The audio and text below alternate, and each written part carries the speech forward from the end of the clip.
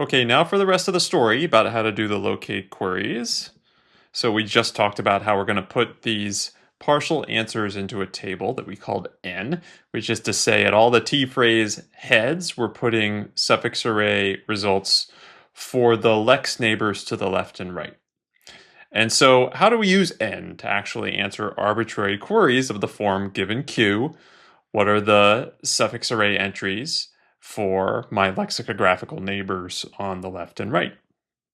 Okay, and to answer this question, let's just go back to something we said before, which is that when our text is repetitive, not only does the Burrows-Wheeler transform have runs in it, so long equal letter maximal runs, but also the LF mapping also has a kind of runny block structure to it. If two offsets are in the same run, then they pass through the LF mapping kind of in parallel. So if BWT of Q is equal to BWT of Q plus 1, in other words, it's the same letter, you're in the same run, then the LF mapping takes them to adjacent elements. So the LF of Q plus 1 is equal to the LF of Q plus 1.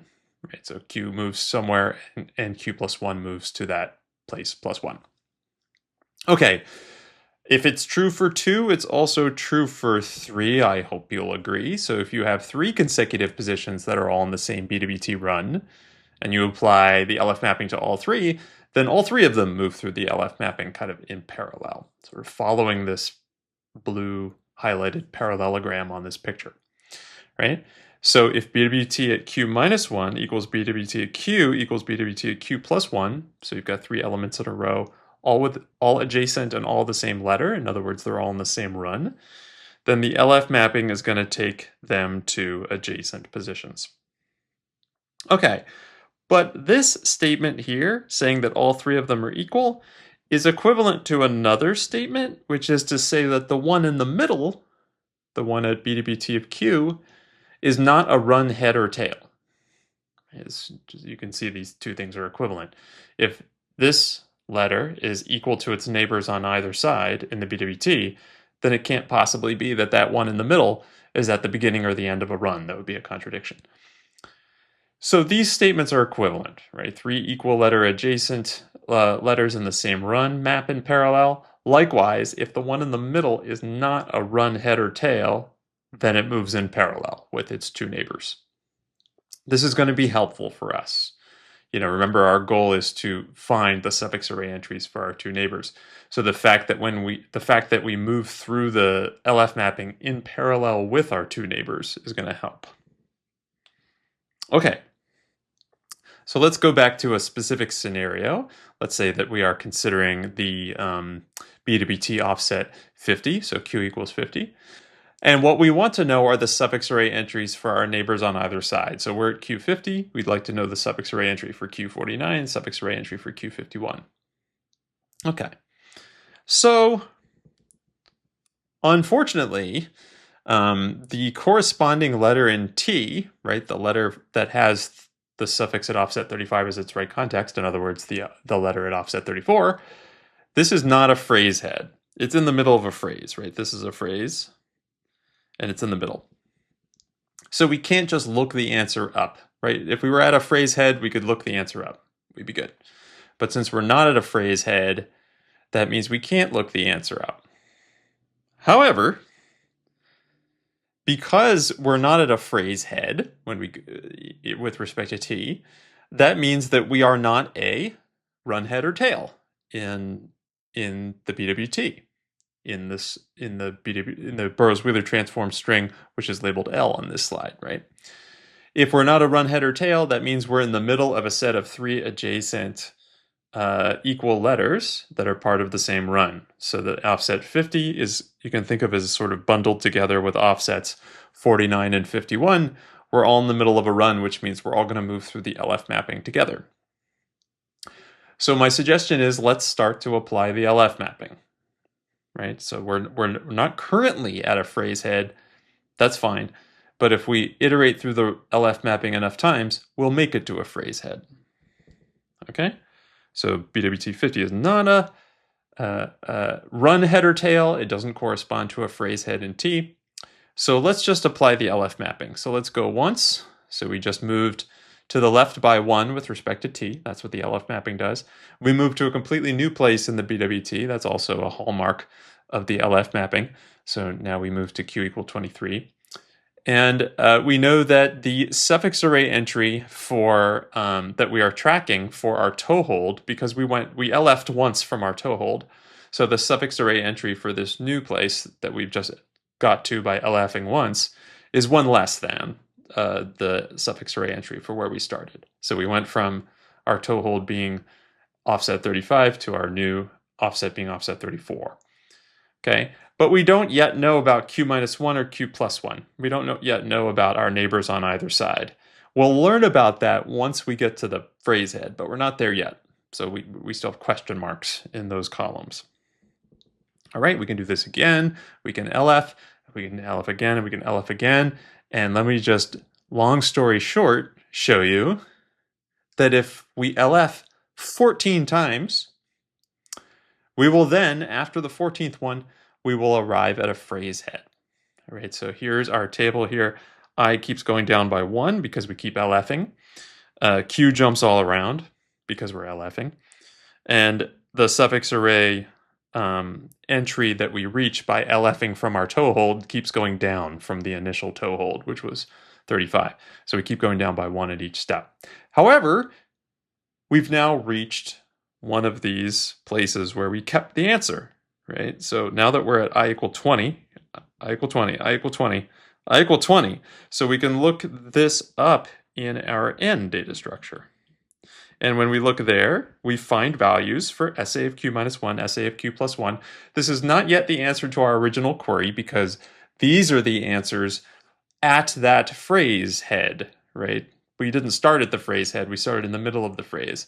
So these are the answers for the phrase head, but we know how to take them and turn them back into the answer for where we started because we know that at every step of the way we remained in parallel, parallel this, and this, all remained parallel.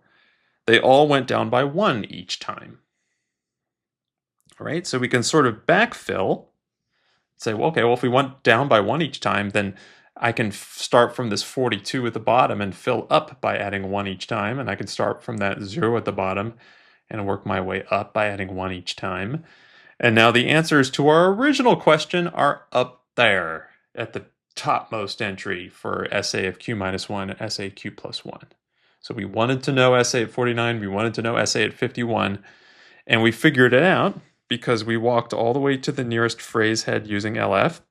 We found 42, and then we added the number of steps that it took to get to that 42, and we got 56. Likewise for q plus 1, we went to our phrase head, we found a 0. It took us 14 steps to get there, which means originally we were at 14. Okay, so this is the idea.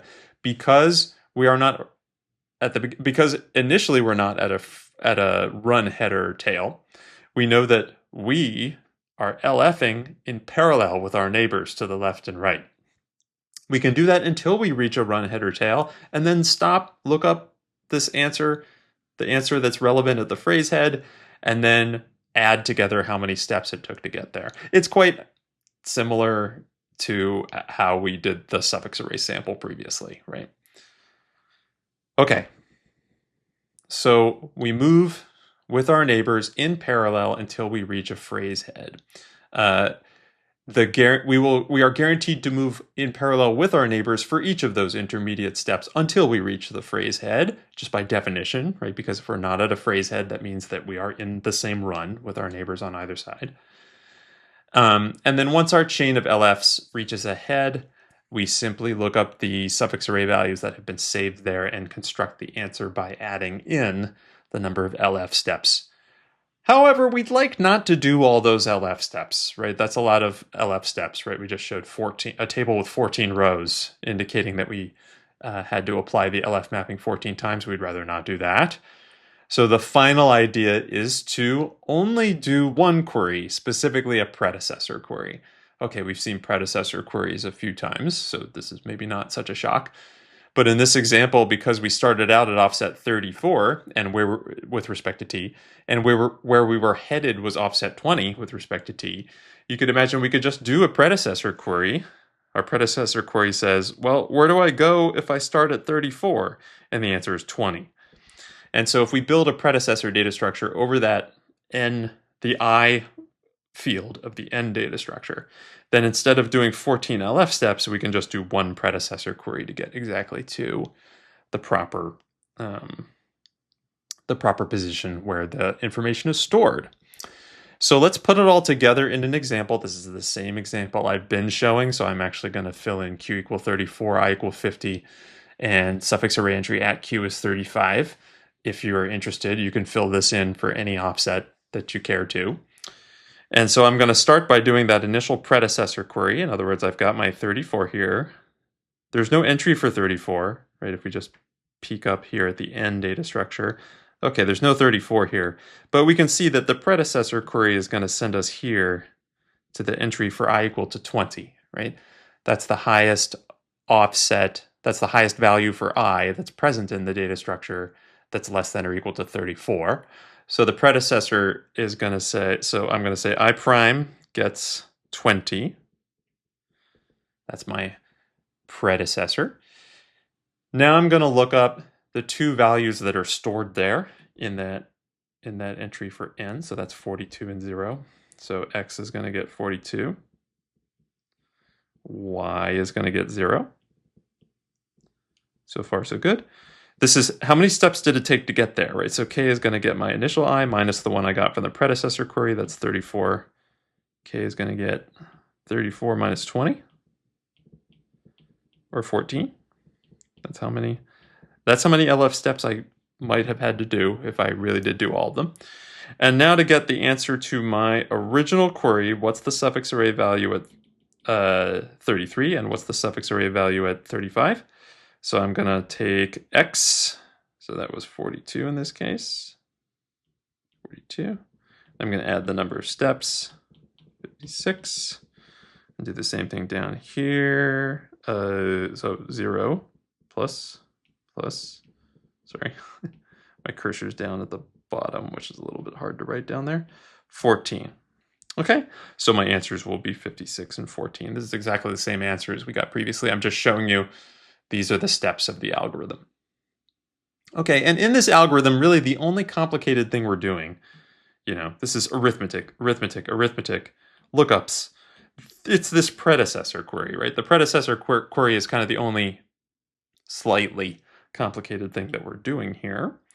And we've seen the predecessor query before. We've seen this bound before. We know that the predecessor query can be done in big O of log n over r time. Right, n is the length of the full BWT, r is the number of runs in the BWT, and we can do this using a data structure that's big O of r space. Okay, so going through this process, going through this algorithm here, once allows us to radiate out once from our toehold to get two adjacent values. But of course, we don't necessarily, we may have to do more work than that, right? Because it could be that our range of pattern matches for which we need to perform a locate query could be large. There could be 100 elements in this range, in which case radiating out once means that we now have three of our answers, maybe only two. It depends on if the toehold is all the way at the top or all the way at the bottom. And we have more work to radiate out to get all 100. So in the worst case, we have to radiate out a number of times equal to the number of occurrences. Okay, so the way we would write the overall time bound would be big O of, and we use the variable oak for the number of occurrences, times the amount of work required to perform one of those queries, which is dominated by the predecessor query. So I'm plugging in that log n over r there. Okay, so between, 2 videos ago and the previous video and this video, we now have all the pieces together in order to do big O of r space locate queries using the r index, right? And the data structures that we examined today for example, the N data structure from today is at the top, and then the data structure we use to maintain the toehold is down there at the bottom. That's that alphabet stratified predecessor structure. So we've got two predecessor structures here. They have similar time and space bounds, except for that there's kind of an extra factor of sigma to be considered at the bottom, and there's an extra multiplicative factor of oak, number of occurrences, to be considered at the top. And so if we do put it all together, the N data structure is big O of R space, and then the amount of time required to query it so as to complete our full set of locate queries would be big O of oak, the number of occurrences for which we need to perform a locate query, times log n over r. And then for the other data structure, it's big O of r space, and then big O of log of sigma plus n over r time per backward search iteration. Okay, and so overall, we have a time bound of big O of for maintaining the toehold, big O of m times log of sigma plus n over r. So that's over all the steps of the backward search, the total amount of work we're doing. So putting it all together, talking about like the steps that are needed for the match query, or you might say the count query, which time-wise is big O of m times log sigma plus n over r. And then what's required for the locate query, which is big O of oak times log n over r. We can sort of push it all together into one big O, and that's what we get down here, right? Should I even try to say it? Big O of m times log of sigma plus n over r plus oak times log of n over r. So that's our overall big O. Okay? And these log factors, we consider them to be quite small. So it's something a bit like if we were really trying to sweep things under the rug and be very glib, we would just say this is like big O of m plus oak. A little bit like big O of m plus oak. Okay. Whew. So all of this is from a wonderful paper by Gigi, Navarro, and Pretza describing the R index. I've got the journal version of the paper cited down here at the bottom. They discuss more than just the approaches that I put in these videos, but what we talked about in these videos does cover the first of the three major theorems that they prove. And the combination that we looked at is the one that has big O of R. Straightforwardly has big O of R space as the space bound. But it's also worth looking over these other variants if you have some time and want to read the paper.